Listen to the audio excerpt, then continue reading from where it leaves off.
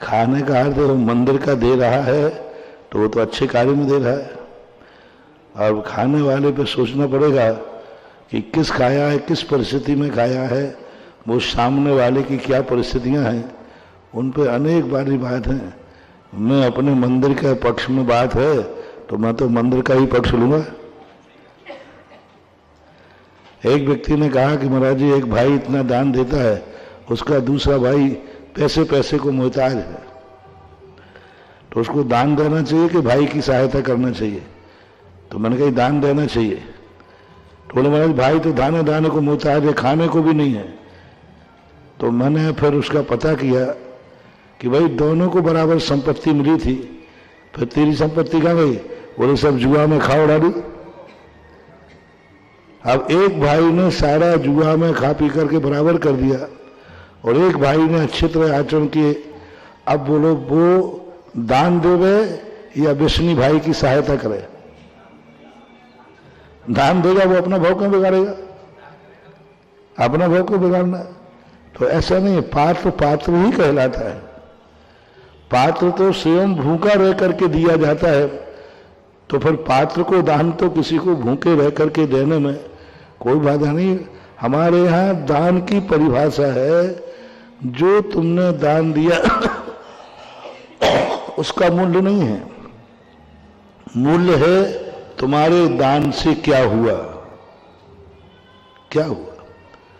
मैं पहले बहुत प्रश्नों में बहुत ज्यादा बोलता था, आप लोग मंदिर ही मंदिर बनाते हो, महाराजों के पीछे पड़े रहते हो, चतुर्मास में लाखों रुपया देते हो, एक गरीब देखो क्या है, स्कूल क्यों नहीं बनाते, अस्पताल क्यों नहीं बनाते। पहले मैं इसी सुधारवादी था, ध्यान रखना। अब मैं सुधर गया हूं, अब सुधारवादी नहीं है।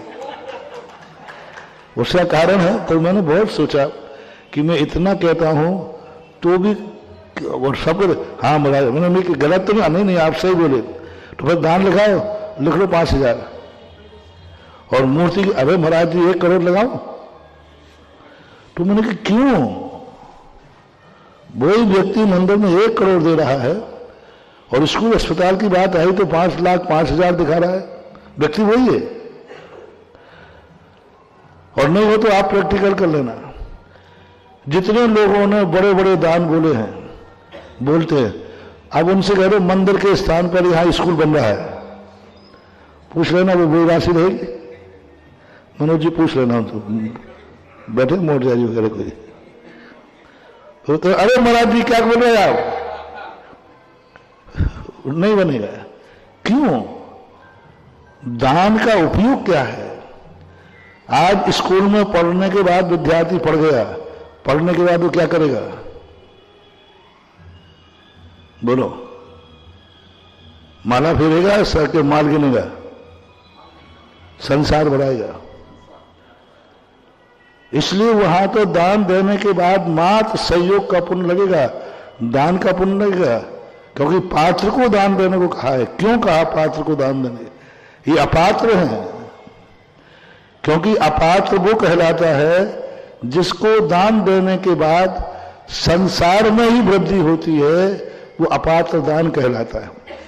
पात्र दान वो कहलाता है जिसको देने के बाद सामने वाले का परमार्थ बढ़ता है। तुम उसका पात्र को दान दोगे तो उसका धर्म बढ़ेगा, परमार्थ बढ़ेगा, और संसारी प्राणी को दोगे तो क्या बढ़ेगा? ठीक होने के बाद क्या करेगा? क्या करेगा? वो संसार करेगा, संसार के कार्य करेगा। तो इसलिए उसको दान की संज्ञा नहीं दी हमारे यहां। संसार के कार्यों में जो है वो सहयोग दे सकते हो, और सहयोग का पुण्यबंध और दान के पुण्यबंध में अंतर है। विधि द्रव्य दात्री पात्र विशेषात तद विशेषा। अब यहां मंदिर जो बनाया तो बोलो मंदिर से क्या होने वाला? कौन सा संसार बनेगा? परमार्थ ही बनेगा। कोई कैसा भी आएगा पुण्य ही कमाएगा, कैसा भी आएगा वो धर्म ही करेगा, क्योंकि वह संसार नहीं कर सकता। मंदिर के अंदर कोई संसार नहीं करता, कोई उसके परिणाम नहीं बढ़े। चोर डाकू बात अलग है, बाकी सबके परिणाम अच्छे होते हैं। तो दान का सबसे बड़ा लक्ष्य है तुम्हारा दान कितना दिया है, कितना नहीं दिया, इसका कोई मूल्यांकन नहीं। मूल्यांकन है तुम्हारे दान का सामने वाले ने क्या किया। आहार भोजन कराना मात्र से हो तो आप बारात में 1,000 लोगों को भोजन कराते हैं। बाराती भोजन करने के बाद क्या करते हैं? 1000 लोगों को भोजन कराया आपने, उनने भोजन करने के बाद क्या किया? और एक महाराज को तुमने भोजन कराया, एक। वहां कितने कराए? 1000। और महाराज कितने थे? एक। अब महाराज ने आहार करने के बाद क्या किया? बोले दिन भर में सामयिक की प्रवचन किया, स्वाध्याय किया, स्वाध्याय किया, सुबह ठंड में जाके अभिषेक सिखाया।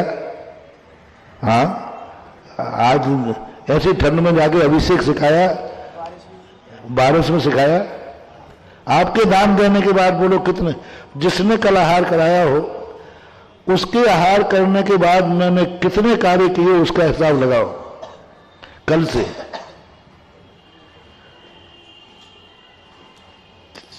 दो, तीन तो सामयिक,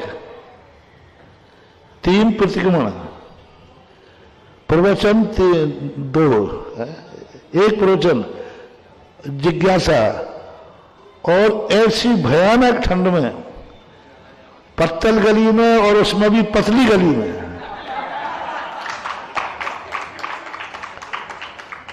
वहां जाकर के 5 मंदिरों में अभिषेक कराया आपके आहार दान के उपलक्ष्य में। अब इसका कमीशन लगाओ कितना है।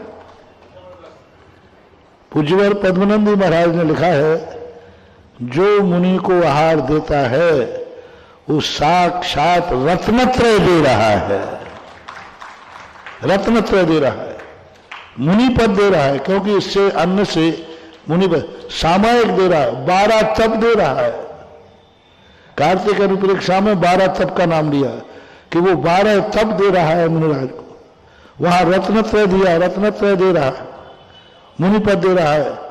अब एक बार के आहार करने का ये है। और वहां 1000 लोगों को आहार कराया, भोजन कराया। उनने भोजन के बाद क्या किया?